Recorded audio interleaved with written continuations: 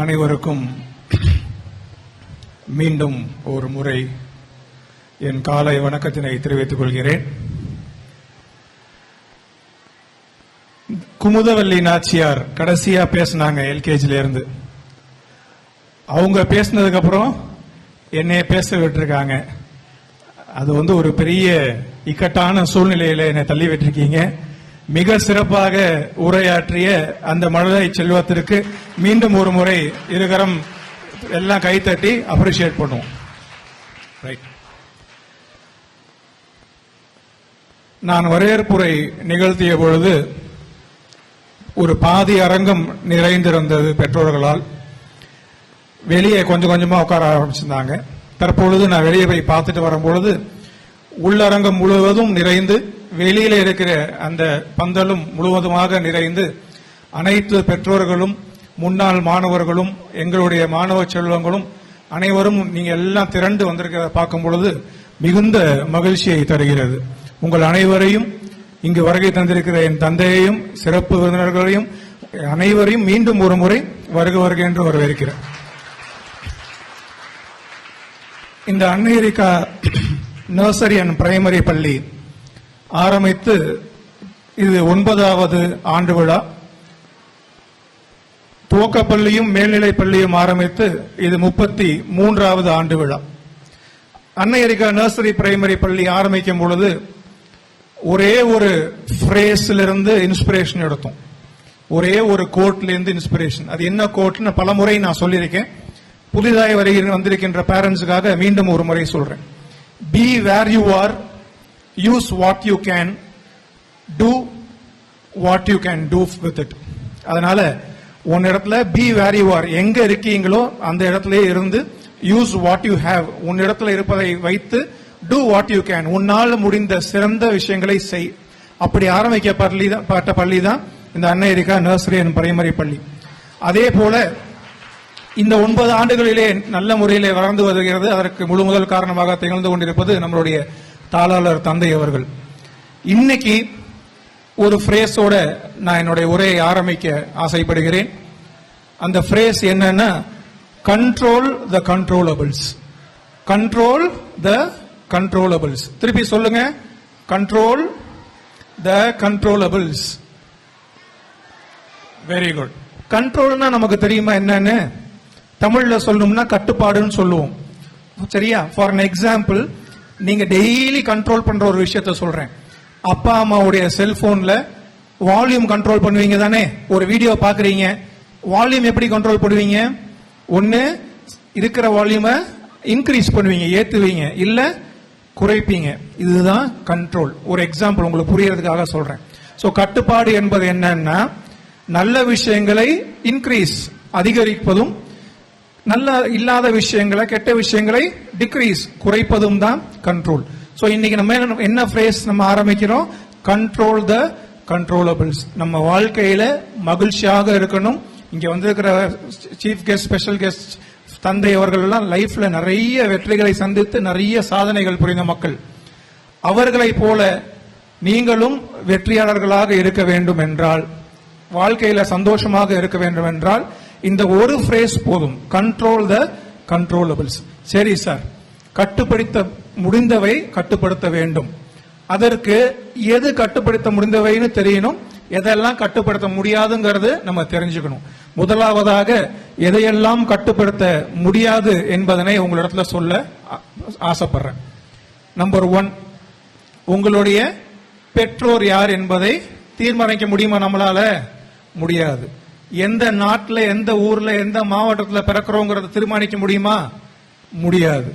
எந்த பாலினம், ஆம்பளை பிள்ளையா பிறக்கிறோமா பொம்பளை பிள்ளையா பிறக்கிறோமான்னு தீர்மானிக்க முடியுமா? முடியாது. ஒரு வசதியான வீட்டில் பிறக்கிறோமா, நடுத்தரமான வீட்டில் பிறக்கிறோமா, ஏழ்மையான வீட்டில் பிறக்கிறோமான்னு தீர்மானிக்க முடியுமா? நம்மளால முடியாது. அதே போல நம்ம உயரமா, குட்டையா, வெள்ளையா, கருப்பா தீர்மானிக்க முடியுமா? நம்மளால முடியாது. சோ இதெல்லாம் நேச்சுரலா நம்மளுடைய கண்ட்ரோல் இல்லாத விஷயங்கள். இதை மட்டும் அல்லாது இன்னும் சில விஷயங்கள் இருக்கு. ஃபார் அன் எக்ஸாம்பிள், உங்க டீச்சர்கள் எல்லாம் உங்களை பாராட்டி இருக்காங்களா? பதில் சொல்லுங்க. உங்க டீச்சருங்க எல்லாம் உங்களை திட்டி இருக்காங்களா? திட்டிருக்காங்க. பாராட்டும் கிடைக்கும், திட்டும் கிடைக்கும். இதுதான் வாழ்க்கை. சரியா? உங்களுடைய டீச்சர்கள் எல்லாம் உங்களை என்கரேஜ் ஊக்கப்படுத்திருக்காங்களா? படுத்திருக்காங்க. சோ இந்த மாதிரி மற்றவர்களிடத்திலிருந்து வருகின்ற எக்ஸ்டர்னல் வேலிடேஷன் சொல்லுவோம். வெளியேந்து வருகின்ற அங்கீகாரம், ரெகக்னிஷனோ, அப்ரிசியேஷன், பாராட்டோ, கிரிட்டிசிசம். கிரிட்டிசிசம்னா என்ன? உங்களை பத்தி ஒரு குறை கூறுவதோ இல்ல இதை நீ மாத்திக்கோன்னு சொல்றதோ, இது எல்லாமே நம்ம கண்ட்ரோல்ல இருந்து வெளியே இருக்கிறது. புரியுதா? எப்படி அப்பா அம்மா, நம்ம பிறந்த ஊர், நம்மளுடைய பொருளாதார சூழ்நிலை, நம்மளுடைய பாலினம், நம்மளுடைய உடல் அமைப்பு, உயரம், இதெல்லாம் நம்ம கண்ட்ரோல் இல்லையோ, அதே மாதிரி மற்றவர்களோட நம்மளை பாராட்டுறாங்களா, மற்றவங்க நம்மளை குறை கூறுகிறார்களா என்பதும் நம்ம கண்ட்ரோல்ல கிடையாது. சரியா? அடுத்து ஒப்பீனியன் ஆஃப் அதர்ஸ். மற்றவங்க நம்மளை பத்தி என்ன நினைக்கிறாங்கிறதும் நம்ம கண்ட்ரோல்ல கிடையாது. எல்லாரும் கல்யாண வீடுகளுக்கு போயிருக்கீங்களா? கல்யாணத்துக்கு எல்லாருமே எப்படி போவீங்க? கல்யாண வீட்டுக்கு எந்திரிச்சு மூஞ்சி கழுவாம அப்படியே எந்திரிச்சு போயிருவீங்களா? அழகா எந்திரிச்சு குளிச்சு மேக்கப் எல்லாம் போட்டு இருக்கிறதுலே நல்ல துணியை எடுத்து போட்டு போவோம் தானே? இதுல ஒரு அமெரிக்கன் ரிசர்ச் என்ன சொல்லுதுன்னா, எல்லா கல்யாண வீடுகள்லையும் நம்ம ஒவ்வொருத்தரும் நம்மளறியாம சப்கான்சியஸா உள் மனசுல என்ன நினைச்சிட்டு போறோம்னா, அந்த கல்யாண வீட்டுல நம்ம உள்ள நுழைஞ்சு நடந்து வரும் பொழுது அனைவருடைய கண்களும் நம்மீதுதான் இருக்கும். எல்லாரும் நம்ம ட்ரெஸ் தான் பார்ப்பாங்க, எல்லாரும் நம்ம போட்டிருக்க லிப்ஸ்டிக் கலர் தான் பார்ப்பாங்க, நம்ம போட்டிருக்க தொங்கட்டான தான் பார்ப்பாங்க, போட்டிருக்க சட்டை பேண்ட் தான் பார்ப்பாங்கன்னு சொல்லி நம்ம அறியாமலே எல்லாரும் நினைத்து தயார்படுத்தி கொண்டுதான் போவாங்கன்னு. ஆனா அந்த ரிசர்ச்ல என்ன சொல்றாங்கன்னா, யாருமே மற்றவர்கள் என்ன ட்ரெஸ் போட்டிருக்காங்க, மற்றவங்க எப்படி வந்திருக்காங்கிறதுல அக்கறை செலுத்துவதே கிடையாது. அவரவர் தான் எப்படி வந்திருக்கோங்கிறத தான் அக்கறை செலுத்துவாங்க. அப்படிங்கிறது தான் இது. இப்ப என்னன்னா, மற்றவர்கள் நம்மளை கவனிப்பது இல்லை. மற்றவர்கள் நான் எப்படி இருக்கோம், நம்ம என்ன பண்றோம் லைஃப்ல, நம்ம வெற்றி அடைகிறோமா தோல்வி அடைகிறோமா, நம்ம பர்ஃபார்மன்ஸ் என்னங்கிறத பத்தி யாரும் கவலைப்படுறது கிடையாது. அவரவர் அவர்களுடைய வாழ்க்கையும் அவருடைய பர்ஃபார்மன்ஸும் அவருடைய வெற்றி தோல்விகளையும் மட்டுமே தான் பார்த்துக்கிட்டு இருக்காங்க. அப்படி இருக்கின்ற சூழ்நிலையில மற்றவங்க நம்மளை பத்தி என்ன நினைச்சா என்ன, கவலைப்படணுமா நம்ம? அதுவும் நம்ம கண்ட்ரோல்ல கிடையாது. கடைசியாக ரிசல்ட்ஸ்னா நம்ம எடுக்கிற முயற்சிகளுடைய ரிசல்ட்ஸ். அது ஜெயிக்கிறோமா தோக்குறோமாங்கிறது அதுவும் நம்ம கண்ட்ரோல்ல கிடையாது. ரைட்? நம்ம கண்ட்ரோல் இல்லாத என்னென்னங்கிறத திருப்பி ஒரு தடவை சொல்லிடலாமா? நம்ம பிறப்பு, நம்மளுடைய பெற்றோர், நம்மளுடைய குடும்பம், நம்மளுடைய பொருளாதார சூழ்நிலை, நம்மளுடைய பாலினம், எந்த ஊர்ல பிறந்தோம், நம்ம எப்படி இருக்கிறோம், நம்மளை பத்தி மற்றவங்க என்ன நினைக்கிறாங்க, நமக்கு கிடைக்கின்ற பாராட்டு, நமக்கு கிடைக்கின்ற கிரிட்டிசிசம், நமக்கு கிடைக்கின்ற திட்டு, மற்றவர்கள் நம்மளை பத்தி நினைக்கின்ற ஒப்பீனியன், இது எல்லாம் நம்மளுடைய வேலையினுடைய ரிசல்ட்ஸ். இது எல்லாமே நம்மளுடைய கண்ட்ரோலுக்கு அப்பாற்பட்டவை. சோ இதை பத்தி நினைப்பதை ஓரம் கட்டிவிட்டு நம்மளால என்ன கண்ட்ரோல் பண்ண முடியுங்கிறத யோசிக்கணும். புரிஞ்சுதா? கிளியர் தானே நான் சொன்ன வரைக்கும்? சோ எதெல்லாம் பத்தி கவலைப்படக்கூடாதுங்கிறத நம்ம சொல்லிட்டோம். ரைட்? இப்போ நம்ம கண்ட்ரோல்ல, நம்ம கட்டுப்பாட்டுல என்னென்ன விஷயங்கள் இருக்குங்கிறதை நம்ம முதல்ல யோசிக்கணும். நம்பர் 1, நம்மளுடைய ஆட்டிடியூட். ஆட்டிடியூட்னா மனப்பான்மை. எந்திரிச்சு வெளியே போனீங்கன்னா பேச்சை நிறுத்த மாட்டேன். எந்திரிச்சு வெளியே போனீங்கன்னா 1.5 மணி நேரம் பேசுவேன். எல்லாரும் உட்காந்து கவனிச்சீங்கன்னா அடுத்த 10 நிமிஷத்துல முடிச்சிருவேன்.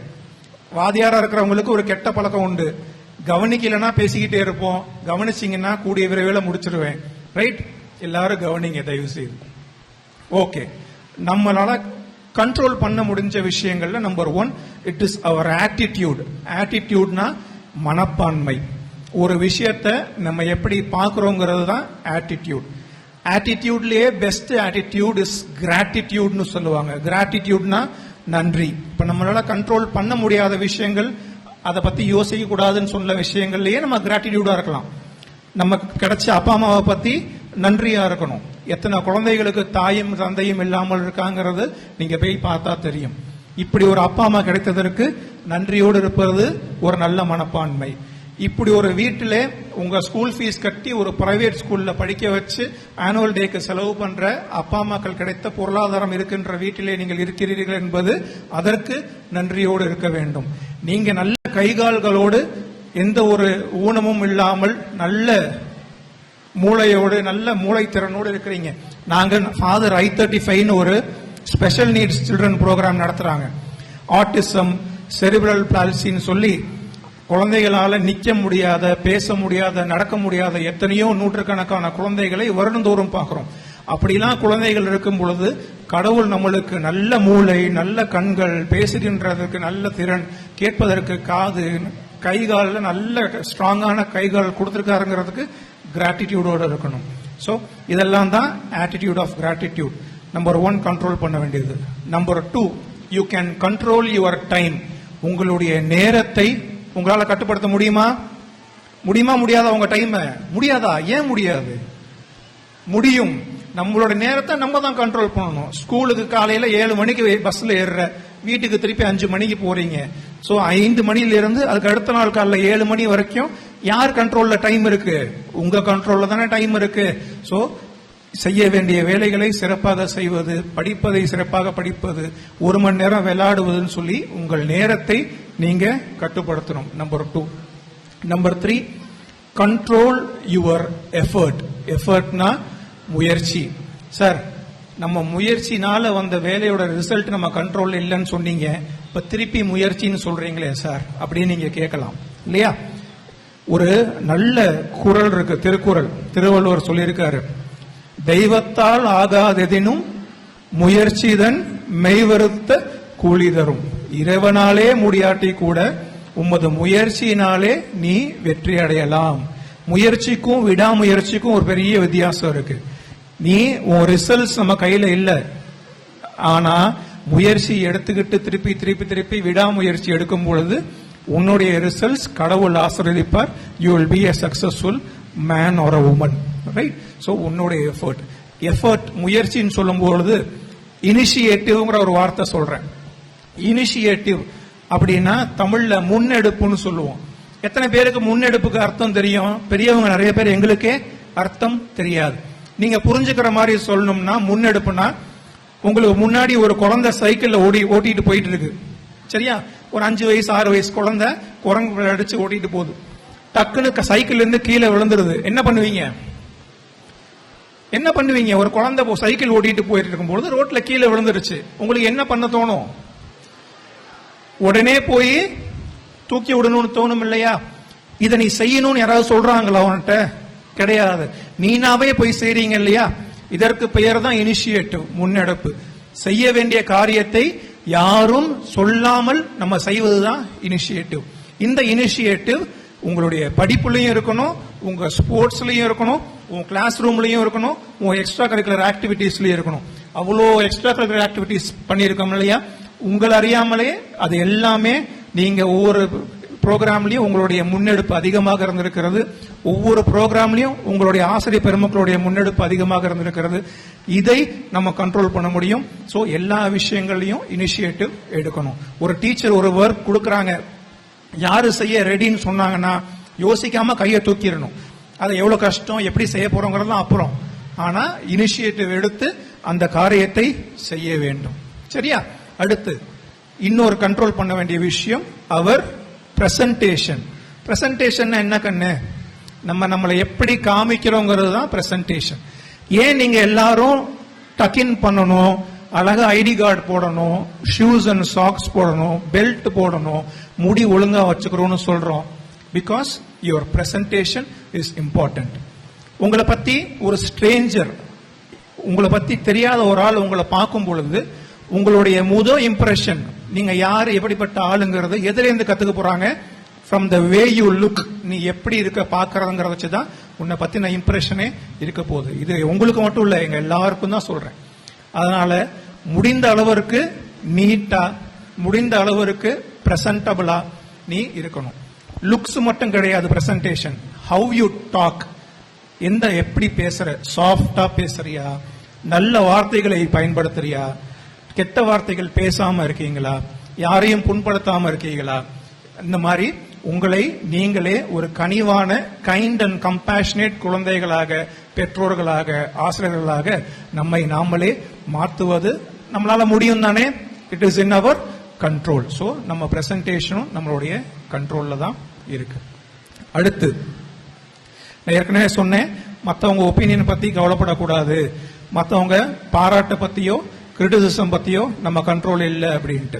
நல்லா கவனிச்சு பாத்தீங்கன்னா, எவர் ஒருவருக்கு கிரிட்டிசிசம் நிறைய இருக்கு, பாராட்டே கிடைக்கல அப்படிங்கிற எல்லா மனிதர்களும் பிற்காலத்துல பெரிய ஆள் ஆகும் பொழுது அவர்களுக்கு அடியில் இருக்கிற எல்லாத்தையும் அரவணைச்சு, எல்லாத்தையும் என்கரேஜ் பண்ணி, ஊக்குவித்து கொண்டு போவாங்க. அதற்கெல்லாம் என்னுடைய தந்தை ஒரு பெரிய எக்ஸாம்பிள். அவர் சின்ன வயசுல ஒரு ஆர்ஃபனேஜ்ல வளர்ந்தார். எனக்கு இருக்கிற மாதிரி, உனக்கு இருக்கிற மாதிரி அப்பா அம்மா கூட இருந்து உன்னால படிக்க முடியும், உன்னால நல்லா பண்ண முடியும்னு சொல்றதுக்கு ஆட்கள் கிடையாது. ஆர்ஃபனேஜ்ல 150-200 குழந்தைகள் ஒரு குழந்தை, அவரை தேத்துவதற்கு ஆட்கள் கிடையாது. இது செமினரி வரைக்கும் அப்படிதான், இப்போ வரைக்கும் அவருக்குன்னு சப்போர்ட் பண்றதுக்கு ஆட்கள் கிடையாது. ஆனா அப்படி வளர்ந்தவர்கள் தான் பிற்காலத்துல அந்த என்கரேஜ்மெண்டோட வேல்யூ தெரியும், ஒரு ஊக்கப்படுத்துறதுடைய பவர் தெரியும். அவர்கள் ஊக்கப்படுத்துவதால் தான் நானும் என்னுடைய ஆசிரியர் பெருமக்களும் உங்களுக்கு ஊக்கப்படுத்துகின்ற மக்களாக இருக்கின்றோம். அதனால பெற்றோர்கள் எத்தனை பேர் உங்க குழந்தைகள் ஊக்கப்படுத்துறீங்கன்னு தெரியாது. ஆசிரியர்கள் அதை நீங்கள் மனதில் வைத்துக் கொண்டு குழந்தைகளுக்கு தாயும் தகப்பனாக இருந்து எல்லா குழந்தைகளையும் ஊக்கப்படுத்த வேண்டும். ஃபர்ஸ்ட் 3 மார்க் வாங்குற குழந்தை மட்டும் முக்கியம் கிடையாது, அனைத்து குழந்தைகளையும் ஊக்கப்படுத்த வேண்டியது என்பது நம்மளுடைய கடமை. சோ இதுவும் it is under our control. புரிஞ்சுதா எல்லாமே? ரைட். சோ நம்மளால கண்ட்ரோல் பண்ண முடியாத விஷயங்களை நினைச்சு நினைச்சு, ஐயோ கடவுள் எனக்கு அதை தரல, கடவுள் எனக்கு இதை கொடுக்கல, எனக்கு இந்த மாதிரி சூழ்நிலை அமையல, நல்ல எஜுகேஷன் கிடைக்கல, எங்க அப்பா அம்மாவுக்கு வசதி இல்ல அப்படின்னு புலம்புகின்ற மக்கள் யாருமே வாழ்க்கையில முன்னேறினதாக சரித்திரமே கிடையாது. அதையெல்லாம் தூக்கி ஓரம் போட்டுட்டு நம்ம கண்ட்ரோல்ல என்ன இருக்கு அப்படிங்கறத பாருங்க. அடுத்து நம்ம கண்ட்ரோல் பண்ண வேண்டிய விஷயம் நம்ம ஃப்ரெண்ட்ஸ் அண்ட் அவர் என்விரான்மெண்ட். ஃப்ரெண்ட்ஸ்னா என்ன? Who are your friends? ஜாலியா விளையாடுறவங்க மட்டும்தான் ஃப்ரெண்ட்ஸா? கிளாஸ்ல பக்கத்துல உட்காந்து சேட்டை பண்றவங்க மட்டும்தான் ஃப்ரெண்ட்ஸா? கிடையாது. அவர்களிடத்துல இருந்து நீங்க கத்துக்கணும், உங்களிடத்துல இருந்து அவங்க should learn, கத்துக்கணும். சோ நல்ல நண்பர்கள் இருக்கணும்னா என்ன அர்த்தம்? ஒழுக்கமான நல்ல விஷயங்களை செய்கின்ற, பாசிட்டிவான ஆட்டிடியூட் இருக்கின்ற நல்ல நண்பர்களை நீங்கள் பெற வேண்டும். Control your environment. நான் என்ன சொன்னேன்? நல்ல வார்த்தைகளை பேசணும், கெட்ட வார்த்தைகளை பேசக்கூடாதுன்னு சொல்லியிருக்கேன். சோ கெட்ட வார்த்தைகள் பேசுகின்ற இடங்களிலிருந்து நீங்கள் என்ன பண்ண வேணும்? யூ ஷுட் கம் அவே. உங்கள் சூழ்நிலையை நீங்கள் தான் தீர்மானித்துக் கொள்ள வேண்டும். சரி சார், ரோட்ல போறோம், பஸ்ல போறோம், தெருவில் விளையாடுறோம், பக்கத்துல இருக்கவங்க எல்லாம் கெட்ட வார்த்தை பேசுறாங்க, கண்ட்ரோல் பண்ண முடியுமா நம்மளால? முடியாது. அவன்கிட்ட போய் சட்டை பிடிச்சு கேட்க முடியுமா கெட்ட வார்த்தை பேசாதன்னு? சொல்ல முடியாது. நம்ம என்ன பண்ணலாம்? அந்த இடத்திலிருந்து நகர்ந்து நம்ம என்விரான்மெண்ட்ல நல்ல வார்த்தைகளே பேசக்கூடிய என்விரான்மெண்ட்ல நல்ல பிள்ளைகளாக நீங்கள் அனைவரும் வளர வேண்டும். சரியா கண்ணு? சோ நீங்க எல்லாம் இந்த வருஷம் முழுக்க நிறைய extra curricular activities, sports activities, உங்களோட அகாடமிக்ஸ் சொல்லி சிறப்பாக செயல்பட்டு இருக்கிறீர்கள். இதற்கு முழு முதல் காரணமாக இருந்தது நம்ம அன்பு தந்தை அவர்கள் வழிகாட்டுதலின் பேர்ல தான் நம்மளுடைய ஆசிரியர் பெருமக்கள் எல்லாம் ரொம்ப சிறப்பா இந்த கல்வியாண்டு 2025-26 செயல்பட்டு இருக்கீங்க. இந்த நேரத்தில் உங்கள் அனைவருக்கும் என்னுடைய மனமார்ந்த நன்றியையும் வாழ்த்துக்களையும் தெரிவிக்க கடமைப்பட்டுள்ளேன். அது மட்டும் கிடையாது, ஒரு கரத்தை அசைத்தால் சத்தம் வருமா? வராது. இருகரம் சேர்ந்தாதான் ஒளி வரும். அப்படி இரண்டாவது கரமாக திகழ்ந்து கொண்டிருக்கின்ற அன்பு பெற்றோர்கள் உங்கள் அனைவருக்கும் இந்நேரத்தில் என்னுடைய மனமார்ந்த நன்றிகளை தெரிவிக்க கடமைப்பட்டிருக்கிறேன். ஒவ்வொரு நிகழ்ச்சிக்கும் நீங்க எல்லாரும் வந்து உங்க குழந்தைகளுக்காக நேரம் செலவழித்து எங்களையும் எங்கள் ஆசிரியர் பெருமக்களையும் குழந்தைகளையும் ஊக்கப்படுத்தி உள்ளீர்கள். இந்த வருஷத்துல நடந்த அனைத்து நிகழ்ச்சிகளுக்கும் நீங்க வந்திருக்கீங்க. உங்களுடைய சப்போர்ட் உங்கள் குழந்தைகளுக்கு எவ்வளவு முக்கியமோ அதே போல எங்களுடைய ஆசிரியர் பெருமக்களுக்கும் எங்களுக்கும் ரொம்ப முக்கியமாக இருந்திருக்கின்றது. அதற்காக என் தந்தையின் சார்பாக, என் நிறுவனத்தின் சார்பாக, இங்கு வருகை தந்திருக்கின்ற அனைத்து விருந்தினர்களின் சார்பாக உங்கள் அனைவருக்கும் என்னுடைய மனமார்ந்த நன்றியை தெரிவித்துக் கொள்கிறேன். நன்றி.